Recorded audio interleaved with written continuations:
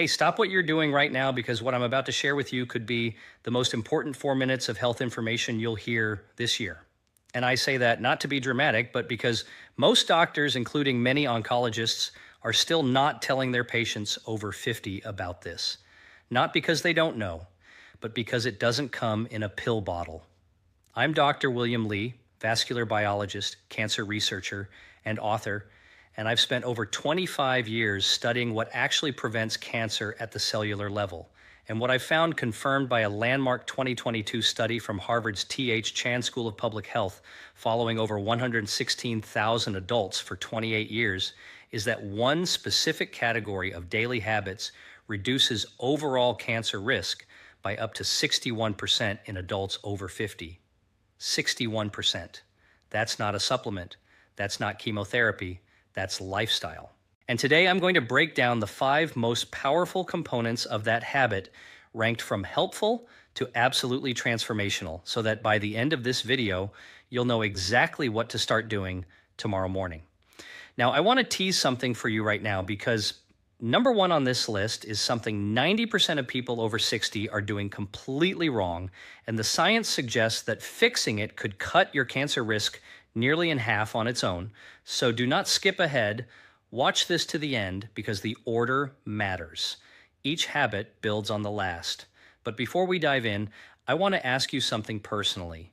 Leave a comment below telling me your age. And this, have you ever had a doctor sit down and talk to you about cancer prevention, not just detection? I read every single comment on this channel, and your answers genuinely shape what I cover next. So please, take 10 seconds and share. Now let's get into it, starting at number 5. Number 5 is something almost everyone dismisses as too simple to be serious, and that dismissal may be costing people their lives. I'm talking about cold water hydration, specifically drinking 16 to 20 ounces of cold or room temperature filtered water first thing in the morning, before coffee, before food, before you look at your phone. Now, before you roll your eyes, hear me out, because the mechanism behind this is fascinating and deeply relevant to aging biology. After the age of 55, something called interoceptive thirst sensitivity declines. That's just a medical way of saying your brain gets worse at telling you when you're thirsty. A 2019 study from the University of Barcelona found that adults over 60 are chronically operating at 8 to 12% below optimal cellular hydration without ever feeling thirsty. Now, why does that matter for cancer? Because your lymphatic system, think of it like the body's internal garbage truck, collecting cellular waste and damaged DNA fragments, runs almost entirely on water. When you're dehydrated, that garbage truck slows down. Damaged cells accumulate. Inflammation rises. And chronic low-grade inflammation is now understood to be one of the primary drivers of cancer initiation, particularly colorectal, bladder, and kidney cancers. The Harvard Nurses' Health Study found that women who drank more than 5 glasses of water daily had a 45% lower risk of colon cancer compared to those who drank 2 or fewer. That's remarkable for something that costs nothing. For aging bodies specifically, hydration also supports what researchers call autophagy, your cell's self-cleaning process. Think of autophagy like a quality control inspector inside each cell, breaking down damaged components before they can mutate. After 65, autophagy efficiency drops by about 30%, but proper hydration has been shown to partially restore that function. Here's how to do it right. Keep a 20-ounce glass of filtered water on your nightstand. The moment your feet hit the floor, drink it, all of it, before anything else. Add a squeeze of fresh lemon if you like, because the D-limonene in lemon peel has its own anti-tumor properties we'll touch on later. And here's your synergy tip for this one: pair your morning hydration with 10 minutes of light movement, even just walking around the house. Because movement stimulates lymphatic flow and compounds the cellular cleansing effect by up to 40%, according to research from the Karolinska Institute in Sweden. Now that's number 5, and it's the foundation. But what you layer on top of it at breakfast could be even more powerful. Let's talk about number 4. Number 4 is a food that has been eaten for thousands of years across the world's longest living populations, dismissed for decades by Western medicine, and is now the subject of over 1,200 peer-reviewed studies on cancer prevention. I'm talking about fermented foods specifically, naturally fermented options like plain yogurt, kefir, kimchi, sauerkraut, and miso. In 2021, a groundbreaking study from Stanford University School of Medicine, published in the journal Cell, found that adults who consumed high fiber, high fermented food diets showed dramatically increased microbiome diversity and a measurable decrease in 19 specific inflammatory proteins, several of which are directly associated with cancer progression. But here's what makes this especially critical for people over 50. After the age of 60, something called intestinal permeability increases. Your gut lining literally becomes more porous, a condition sometimes called leaky gut. This allows bacterial toxins called lipopolysaccharides to enter your bloodstream, triggering systemic inflammation that can act like fertilizer for precancerous cells. I had a patient, Margaret, 67 years old, from Asheville, North Carolina, who came to me with chronically elevated inflammatory markers, fatigue, and a strong family history of colorectal cancer. Her diet was actually quite healthy in most respects, but she had 0 fermented foods. We added 2 servings daily, morning kefir, and a small side of sauerkraut at lunch. Within 90 days, her CRP levels, that's C-reactive protein, a key inflammation marker, dropped by 38%. Her gastroenterologist was floored. She told me it was the first time in years she'd felt like herself again. The mechanism here works through something called short-chain fatty acids, particularly butyrate, which is produced when beneficial gut bacteria ferment fiber. Butyrate literally signals precancerous cells in the colon to undergo apoptosis. That means it tells them to die before they can cause harm. Think of butyrate like a security guard who quietly escorts the troublemakers out before any damage is done. Aim for 1 to 2 servings of naturally fermented food per day, not pasteurized, because the heating process kills the live cultures you need. Look for live and active cultures on the label. And your synergy tip here is to pair fermented foods with prebiotic-rich foods, things like garlic, leeks, or slightly underripe bananas, because prebiotics feed the beneficial bacteria the fermented foods introduce, compounding the effect dramatically. Number 4 is powerful. But number 3 is where the science gets truly extraordinary. And if you're finding this valuable so far, this is a good moment to hit that subscribe button and give this video a like. I release evidence-based health content for people over 50 every single week, and your support is what makes that possible. Now, number three is something you've almost certainly heard of, but I promise you haven't heard it explained like this, and you almost certainly aren't doing it in the way that actually triggers its cancer preventive effects. I'm talking about daily walking, but not just any walking. I'm talking about something researchers now call metabolic walking. And the difference between regular strolling and metabolic walking could literally be the difference between feeding cancer and starving it. Here's the science.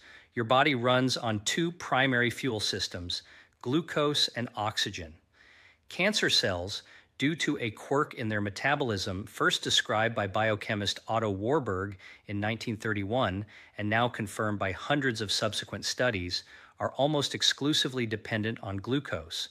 They're actually quite poor at using oxygen for energy. This means that when you engage in sustained moderate intensity physical activity, the kind that elevates your heart rate to 55 to 70% of your maximum, you do 2 remarkable things simultaneously. You deplete circulating glucose, starving cancer cells of their preferred fuel, and you flood your tissues with oxygenated blood, creating an environment that is actively hostile to cancer cell survival. A 2020 meta-analysis from the American Cancer Society reviewed data from 1.4 million adults and found that regular moderate physical activity was associated with a 42% reduction in colon cancer risk, a 38% reduction in breast cancer risk, and a 27% reduction in lung cancer risk, even in non-smokers. These are extraordinary numbers for something that requires no prescription. But here's where the aging-specific biology becomes critical. After the age of 65, your mitochondria, the tiny power generators inside your cells, decline in both number and efficiency by up to 35%. Mitochondrial dysfunction is now understood to be a key driver of both aging and cancer progression. Sustained moderate walking is one of the only interventions proven to stimulate mitochondrial biogenesis, meaning it literally signals your body to create new, healthy mitochondria. Think of it like getting a new fleet of power generators installed in every cell. Metabolic walking means 30 to 45 minutes of continuous walking at a pace where you can still hold a conversation but would find it slightly difficult to sing. This needs to happen at least 5 days per week, and ideally in the morning before your first full meal, because fasted movement amplifies the glucose depleting effect significantly. I want to tell you about Robert, 72, from Portland, Oregon, a retired teacher who came to me 3 years ago following a cancer scare, a precancerous polyp removed during routine colonoscopy. He was terrified. He wasn't exercising at all. We started him on a morning walking protocol, 35 minutes, 5 days a week. We combined it with dietary changes. At his 2-year follow-up colonoscopy, nothing, clean. His oncologist specifically noted his dramatically improved inflammatory markers and called his recovery exceptional. Robert told me walking felt like a form of medicine. He was right. It literally is. For synergy, pair your morning walk with your morning hydration from habit number 5, and if possible, walk somewhere with natural light, because morning sunlight exposure regulates your circadian rhythm, which in turn governs immune surveillance, your body's cancer detection system. The combination is far more powerful than either alone. Number 3 is remarkable, but the next 2 are where things get genuinely revolutionary. Number 2 involves something you eat, and the way it fights cancer after 50 is unlike anything else in the nutritional literature. Here we go. Number 2 is a compound, actually a family of compounds found in a very specific category of vegetables. And the research on their cancer-fighting mechanism in adults over 50 is some of the most compelling science I've encountered in 25 years of research. I'm talking about sulforaphane, the powerful bioactive compound found in cruciferous vegetables, broccoli, Brussels sprouts, cauliflower, cabbage, and most potently, broccoli sprouts. Here is why this matters so profoundly for aging biology. In 2018, researchers at Johns Hopkins University, where much of the foundational sulforaphane research was done, published findings showing that sulforaphane activates a master genetic switch called NRF2. Think of NRF2 like the head of security for your DNA. When activated, it triggers over 200 protective genes, simultaneously genes involved in detoxification, antioxidant defense, and critically, the repair of damaged DNA before it can mutate into cancer. And here's the aging-specific tragedy that makes this so urgent. NRF2 activity declines by approximately 40% between the ages of 50 and 70. Your DNA repair system is quietly shutting down. Sulforaphane essentially wakes it back up.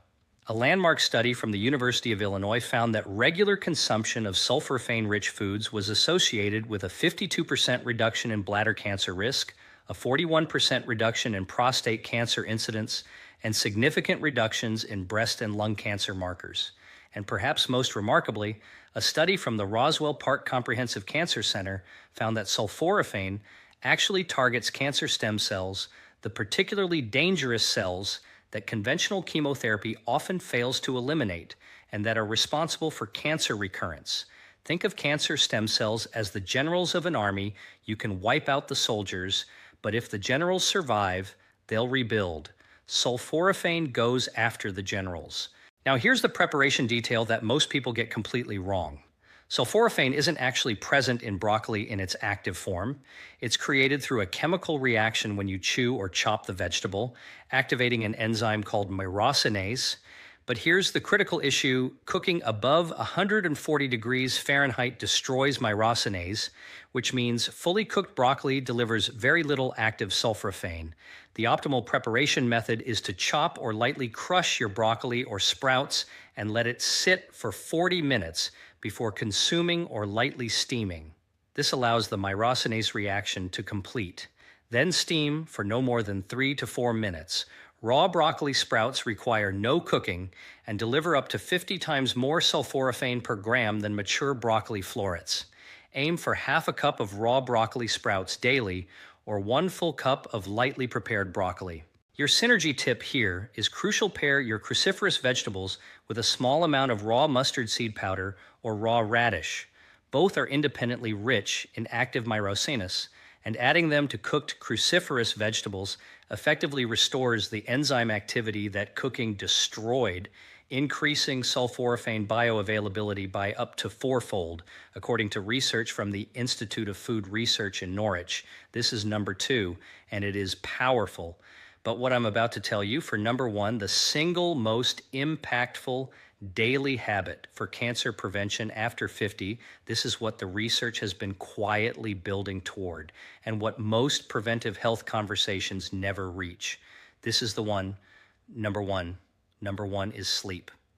But not just sleep specifically, what researchers now call oncological sleep architecture, meaning the specific quality and timing of sleep that activates your body's most powerful anti-cancer system. And the data on what happens to cancer risk when this system is disrupted is, frankly, terrifying. Here's the mechanism. During deep, slow-wave sleep stage 3 and stage 4, your brain activates the glymphatic system. This is a recently discovered waste clearance network, first described by researchers at the University of Rochester in 2013, that uses cerebrospinal fluid to literally flush toxic proteins and cellular debris from your brain and nervous system. Think of it like a power wash cycle that only runs at night when the factory is closed, but the cancer connection goes far deeper than brain health. During the same deep sleep phases, your body produces its highest concentrations of melatonin, not just the sleep hormone, but one of the most powerful endogenous antioxidants known to science. A comprehensive review published in the journal Cancer Research in 2021 found that melatonin directly inhibits tumor angiogenesis. That means it blocks cancers from building the new blood vessels they need to grow.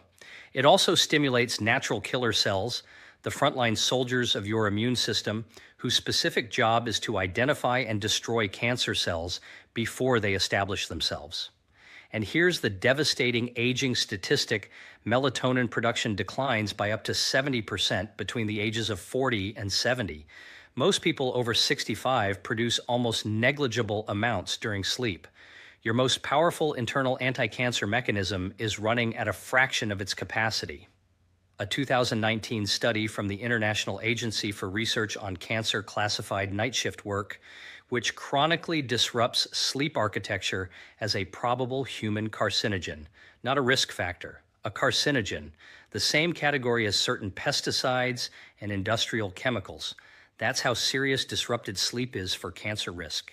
I had a patient, Eleanor, 71 years old, from Scottsdale, Arizona, a retired nurse who was sleeping only 5 to 6 hours a night and waking frequently. Her immune panel showed severely suppressed natural killer cell activity. We worked together on what I call a sleep recalibration protocol consistent 10 p.m. bedtime, complete darkness, room temperature lowered to 67 degrees, all screens off 90 minutes before bed, and a small dose of tart cherry juice at 8 p.m. for its natural melatonin precursors. Within 6 weeks, her sleep duration reached 7.5 hours consistently. At her 3-month follow-up, her natural killer cell count had increased by 47%. Her oncology team was astonished. She told me she hadn't slept that well since her 40s.